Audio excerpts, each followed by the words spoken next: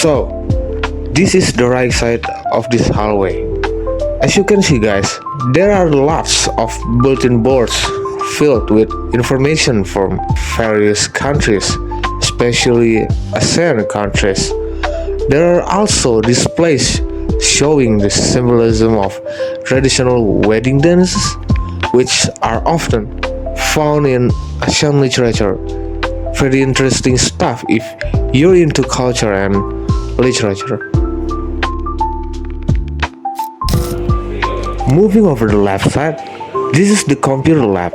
It's equipped with plenty of PCs that students can use for all kinds of academic needs, whether it's writing assignments, doing research, or learning software. Now, if we stand right in the middle of the hallway, on both the right and left sides, there are still more bulletin boards.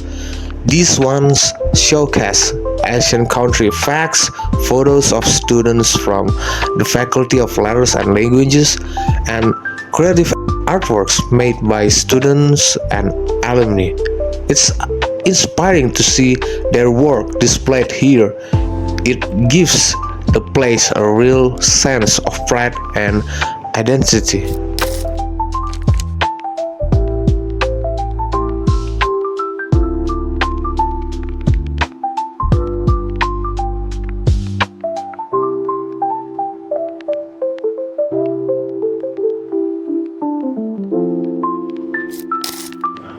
Alright, now heading further to the front area.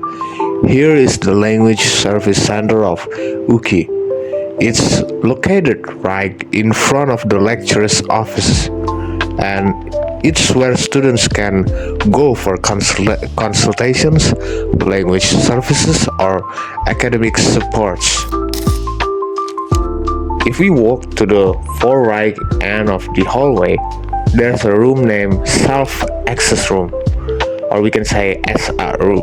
This is the place that the students' senate where meetings, planning, and discussions happen among student leaders.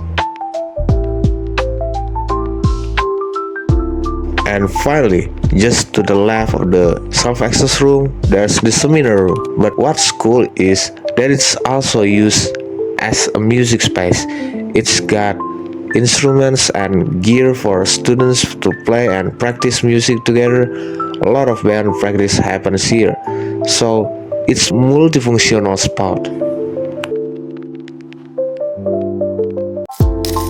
And yeah, that was a quick tour of the Faculty of Letters and Languages here at UKI. A place to study, to grow, and of course, to create. So, let's move on to the next faculty. Right, now I'm at the Faculty of Economics and Business. Starting from the very end of the hallway, you can see on the right side, there's the computer lab.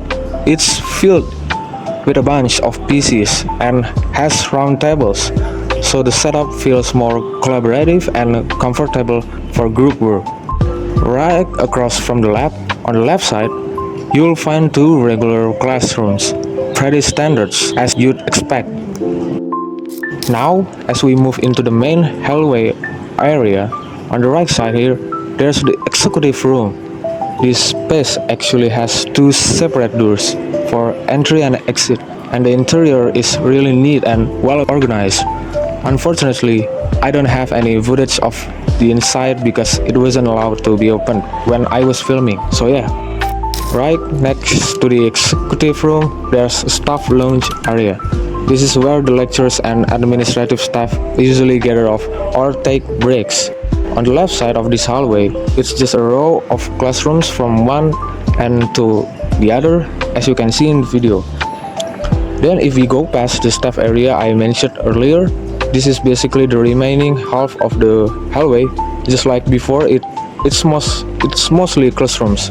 But if you pay close attention, unlike the Faculty of Letters and Languages, you'll notice that there aren't any bulletin boards or wall decoration here. The walls are mostly plain with nothing posted on them. Okay, the last is the Faculty of Teacher Training and Education, or FKIP. Right At the entrance, there's a campus map of Building AB and a bulletin board cabinet with various announcements. Once we step inside, you'll notice a banner and, interestingly, a woman's restroom right up front of the right, which is pretty unique compared to the other faculties. Along the walls, there are more bulletin boards. On the left side of the hall, we have the Mandarin lab. Then further in, there's the Math Education lab, and right across from it, the Chemistry and Biochemistry labs. We also have several hybrid classrooms for students majoring in chemistry, math, and physics education. Pretty modern setup. There's a lecturer's room, and not far from it, the leadership room for the dean, vice dean, and heads of the departments.